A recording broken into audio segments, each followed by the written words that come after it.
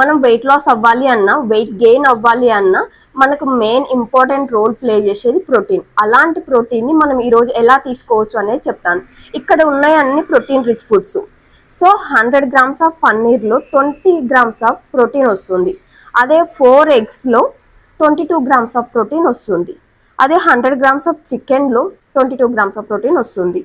So వీటిలో కూడా అంతే, 100 grams of soya chunks, 150 grams of votes, 100 grams of శనగలు, 100 గ్రామ్స్ ఆఫ్ కందిపప్పు. కానీ ఇక్కడ ఉన్న ఈ 4 మాత్రం కుక్ చేసిన తర్వాత డబల్ క్వాంటిటీ అవుతుంది.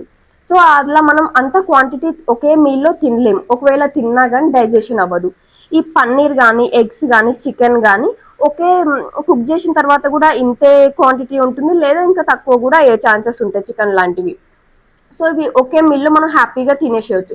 సో మీరు వెయిట్ లాస్ అవ్వాలన్నా, వెయిట్ గెయిన్ అవ్వాలన్నా తక్కువ క్వాంటిటీస్తో ఎక్కువ ప్రోటీన్ వచ్చేలాగా చూసుకోండి. అప్పుడు మీరు హెల్దీగా వెయిట్ లాస్ అవ్వచ్చు అండ్ వెయిట్ గెయిన్ అవ్వచ్చు. మీ డైజెషన్ ప్రాబ్లమ్స్ ఏం లేకుండా చూసుకోవచ్చు. ఇలా మీరు హెల్దీగా weight loss or weight gain అవ్వాలి అనుకుంటే ఇక్కడ కనిపించే మా నెంబర్కి వాట్సాప్ చేయొచ్చు. Thank you.